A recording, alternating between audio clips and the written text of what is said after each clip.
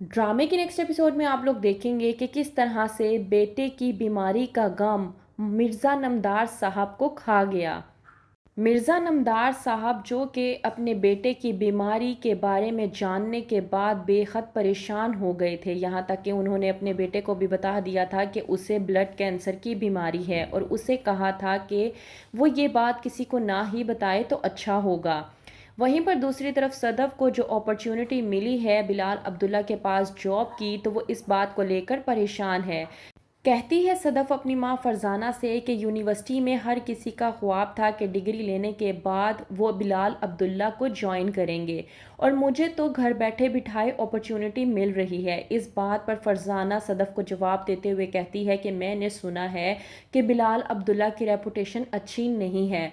सदफ ये बात सुनने के बाद थोड़ा सा परेशान हो जाती है और फिर सोच में पड़ जाती है कि आखिरकार अब्बा ने उसे नौकरी की इजाज़त क्यों दी, वो भी बिलाल अब्दुल्ला के पास। वो ये सोच कर चली जाती है सीधा अपने वालिद के पास और जाकर उनसे बात करने की कोशिश करती है। कहती है कि क्या आप चाहते हैं कि मैं बिलाल अब्दुल्ला के पास नौकरी करूं?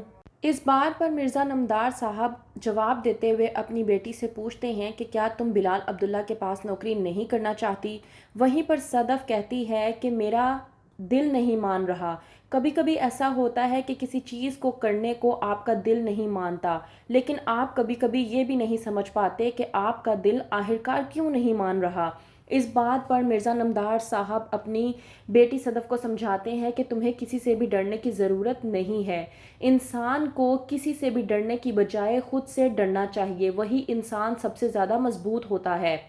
इस बात पर सदफ कहती है अपने वालिद मिर्ज़ा नमदार साहब से कि आप बेफिक्र हो जाएं, मुझे लगता है कि मुझे अब बिलाल अब्दुल्ला के पास नौकरी करनी ही पड़ेगी। इस बात पर मिर्ज़ा नमदार साहब बड़ी ही परेशानी के आलम में अपनी बेटी को जवाब देते हुए कहते हैं कि हाँ, तुम्हारा नौकरी करना बहुत ज़्यादा ज़रूरी हो गया है। सदफ इस बात को समझ नहीं पाती। वहीं पर फरजाना जब जाती है अपने शोहर मिर्ज़ा नमदार साहब के लिए दूध लेकर, तो वो मिर्ज़ा नमदार साहब को देखकर चौंक जाती है, क्योंकि मिर्ज़ा नमदार साहब अल्लाह को प्यारे हो चुके होते हैं। उनकी चीख से सदफ और जावियार भी डर कर उठ जाते हैं, जिन्होंने कभी सोचा भी नहीं था कि उनके वालिद उन्हें इतनी जल्दी छोड़कर चले जाएंगे।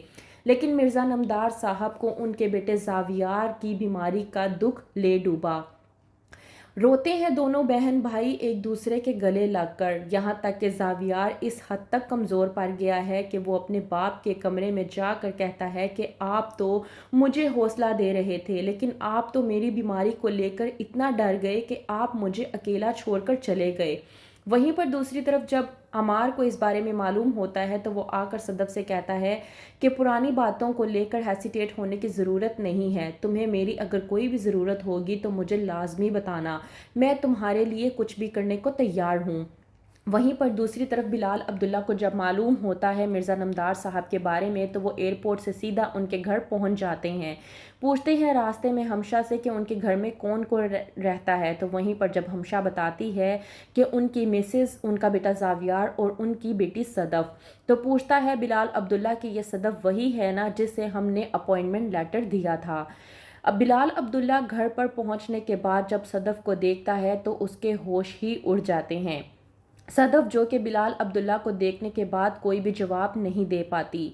तो क्या करेगी अब सदफ? क्या बिलाल अब्दुल्ला के पास जाकर नौकरी करेगी और उसका अपॉइंटमेंट लेटर कबूल कर लेगी?